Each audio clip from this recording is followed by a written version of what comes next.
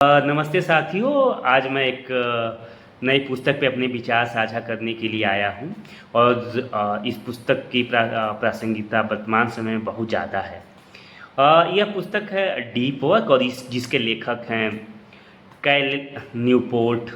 यह पुस्तक हमें बताती है कि वर्तमान समय में जो डिजिटल व्यवधान, सोशल मीडिया और सूचनाओं की भीड़ के बीच गहराई से काम कैसे करें और यह हमारे जीवन में क्यों ज़रूरी है और इसे अपने जीवन में कैसे विकसित किया जा सकता है। इस पे ये पुस्तक अपनी बातचीत रखता है।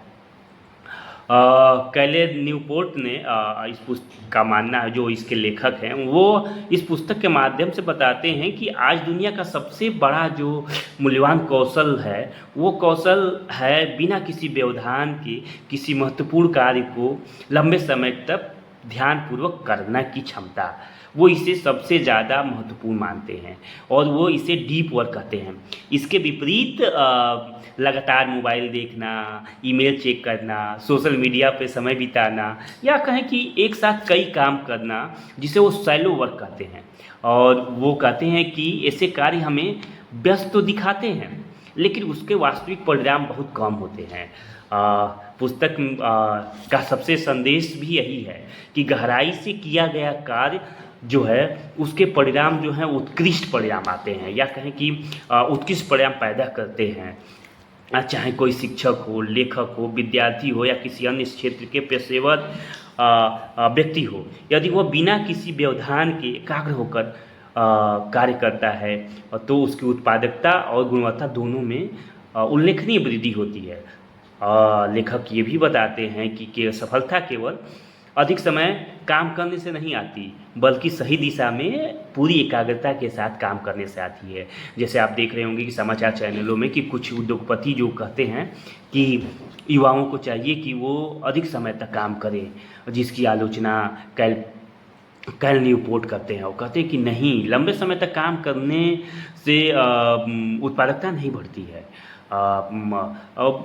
व्यवस्थित होके ध्यान पूर्वक किसी काम को गहराई से करने से उसमें उल्लेखनीय प्रगति होती है। कैल न्यूपोर्ट यह भी हमें बताते हैं कि आधुनिक समय में हमारा जीवन जो है तकनीकों ने हमारे जीवन को बहुत ज़्यादा सुविधाजनक बना दिया है। वो इस बात को स्वीकार करते हैं लेकिन वो इस बात पे को भी स्वीकार करते हैं कि इसने हमारा ध्यान खंडित किया है। और आप देख भी रहे होंगे कि हमारा हर चीज़ तो सुविधा हो गया, मोबाइल हमारे पास बहुत सुविधा है भाई।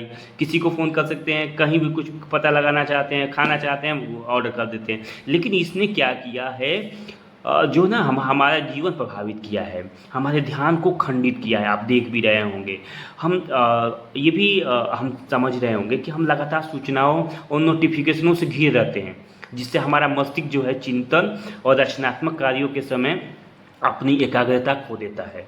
और परिणाम स्वरूप क्या होता है, आप तो जान ही रहे हैं कि मस्तिष्क गहरे चिंतन और रचनात्मक कार्यों के समय आवश्यक एकाग्रता खोने लगता है, जिससे क्या होता है, हमारी उत्पादकता बढ़ जाती है।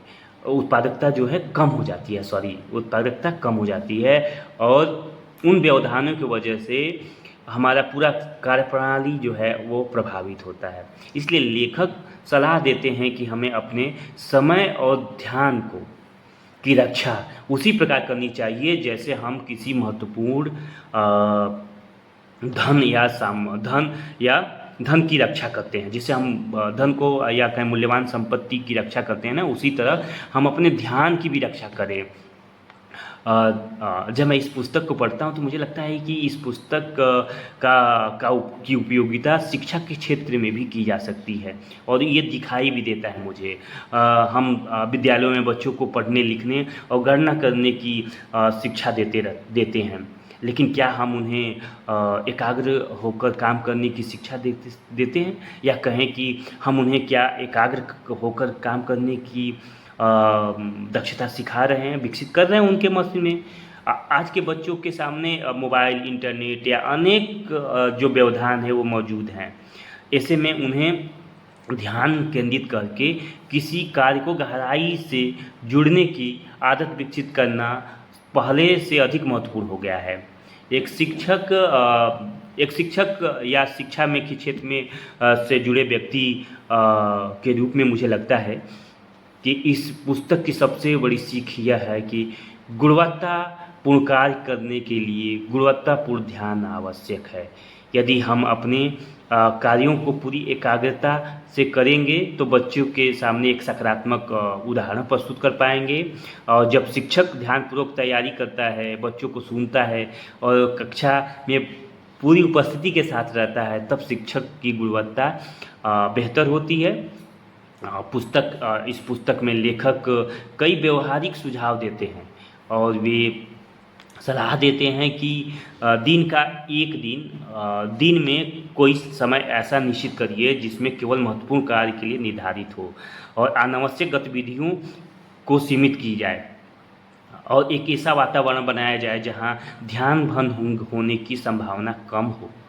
धीरे धीरे यह अभ्यास हमारी एकाग्रता को मजबूत बनाता है और हमें बेहतर परिणाम प्राप्त करने में सहायता करता है। तो वो यही बात समझा रहे हैं कि भाई दिन का एक टाइम जो है वो हम फिक्स कर लें कि हम इस समय हम गहराई के साथ ध्यानपूर्वक कोई काम करेंगे और उस समय वो अपने ध्यान भंग करने वाली गतिविधियों पे रोक लगाएंगे।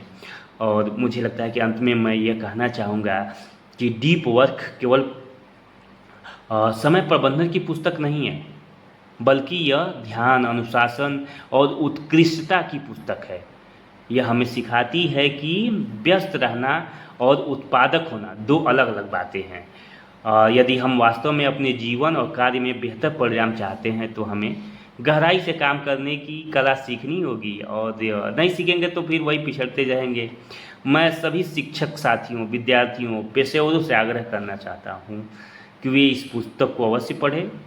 यह पुस्तक हमें अपने समय, ऊर्जा और ध्यान को बेहतर उपयोग करना सिखाती है तथा उत्कृष्टता की ओर बढ़ने का एक व्यवहारिक मार्ग दिखाती है। और इस पुस्तक को मैं आप सभी से कहूँगा कि आप ज़रूर पढ़िए। और साथियों, इसके अलावा कोई और भी पुस्तक के बारे में आप चर्चा करना चाहते हैं या आप सोच रहे होंगे कि कोई पुस्तक आप मुझे उसकी संदर्भ या कहें कि उस पर समझ अपनी साझा करिए, तो उस पुस्तक का आप नाम साझा कर सकते हैं। और यहीं पे हमारी बात समाप्त हुई। अगर आपको ये सारांश अच्छा लगा या इस पे बातचीत करना अच्छा लगा तो मुझे कमेंट करें और अपने मित्रों को साझा करें और सब्सक्राइब करें। और धन्यवाद। मैं फिर से अगली पुस्तक के लिए जल्द ही आऊँगा। धन्यवाद।